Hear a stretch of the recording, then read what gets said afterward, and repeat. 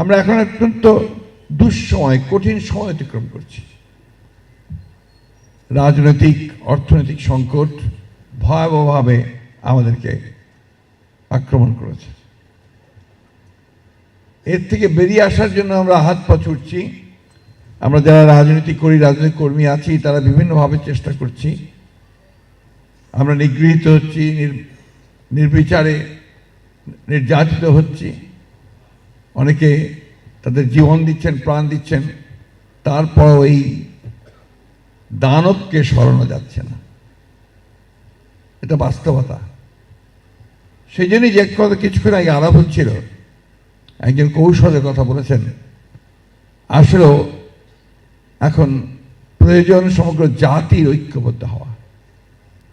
সব নাগরিক যারা দেশকে ভালোবাসেন, সব রাজনৈতিক দল যারা দেশে গণতান্ত্রিক একটা ব্যবস্থা তৈরি করতে চান, তাদের এখন সবাইকে এক হয়ে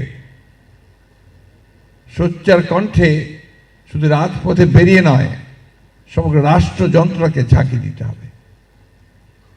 আর তাহলেই হয়তোবা আমরা ডক্টর জাফরুল্লাহর যে স্বপ্ন, সেই স্বপ্নকে আমরা কিছুটা বাস্তবায়িত করতে